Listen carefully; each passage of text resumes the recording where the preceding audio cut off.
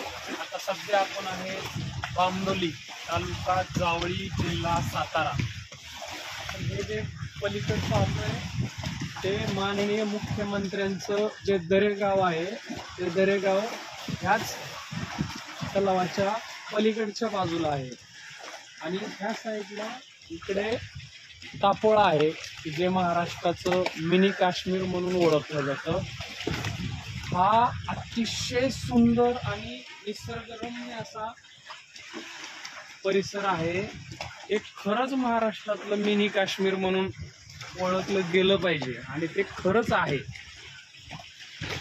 एकदा अवश्य जर तुम्ही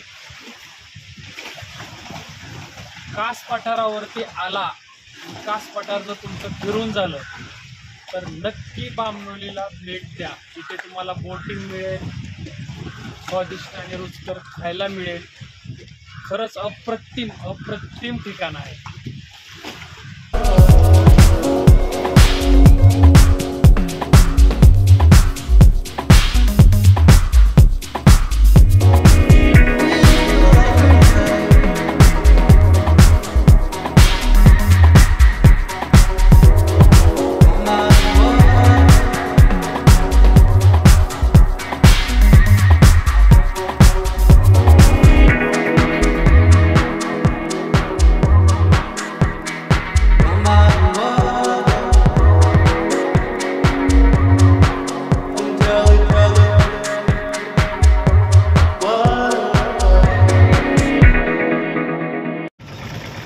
नक्की आवर्जून भेट देण्यासारखे ठिकाण आहे मित्रांनो, नक्की या।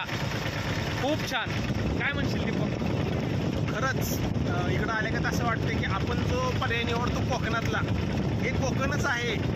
साताऱ्यातलं कोकण आहे, मिनी काश्मीर म्हटलं तरी गेलं तरी ठीक आहे। सौंदर्य आहे पण थोडीशी हीट आहे, म्हणजे गरमी आहे, दमट वातावरण आहे। बरोबर, बिलकुल दमट वातावरण नाही, एकदम थंड वातावरण आहे। समुद्र सपाटीपासून आपण उंच जातो आणि नंतर खाली येतो डोंगर उतरून रस्त्याने। फक्त स्वतःची कार पाहिजे किंवा रेंटनी कार जर घेतली असेल तर तिने वेळ तुमच्यासाठी दिला पाहिजे, गडबड नकोय, म्हणजे घाई नसायला पाहिजे। नाही तर मग त्या फिरण्याला काही अर्थ राहत नाही। जर तुमच्याकडे वेळ असेल तर नक्की यायला काही हरकत नाही। इकडून असा वळसा घातला त्या टेकडीला की मुख्यमंत्र्यांचं गाव येते। खूप छान। जर ह्या दिवसात हे जे जर असं वातावरण असेल स्वच्छ आणि सुंदर, तर पावसाळ्यात खरंच बघण्यासारखा नजारा असेल। म्हणजे थोडा पाऊस चालू असेल तर काहीच हरकत नाही। मला वाटतं खूप छान असणार आहे, ह्याच्यापेक्षा बेटर ऑप्शन असणार आहे इथं। रिमझिम पाऊस असावा किंवा एकदम जोराचा पाऊस असेल तर ते धोकादायक होऊ शकतं, पण एकदम सुरुवातीचे पाऊस संपून गेल्यानंतर एकदम स्वच्छ पाणी ज्यावेळेस या जलाशयात साठेल, त्याच्यानंतर जो संतगतीचा पाऊस असतो की थोड्या दिवसांनी 1 महिना 1.5 महिन्यानंतर येतो, त्या पावसात भिजण्याची मजा खरंच इथं और असेल।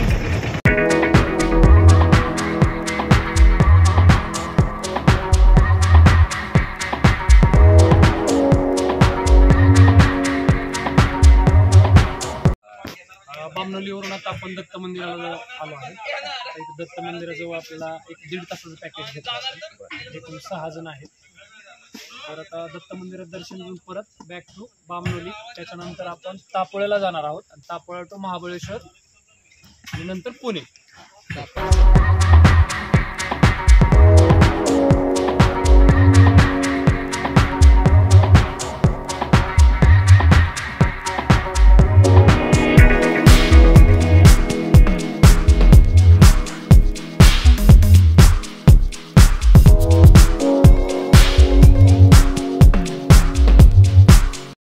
कसं वाटलं प्रकाश?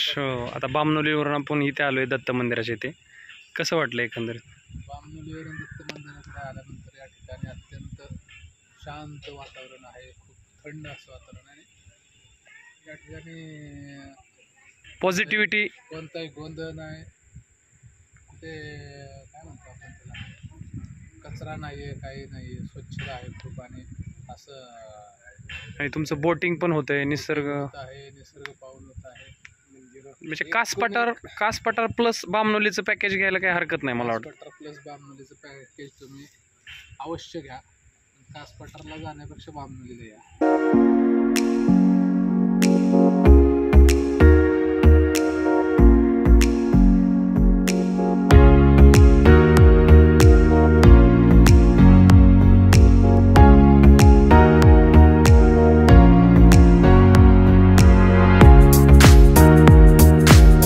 तो तापोळा बरोबर आहे. तापोळा आणि ह्याला मिनी काश्मीर असं म्हटलं जातं. तिथून आपल्याला तराफ्यात गाडी टाकून कुठं जाता येतं इथून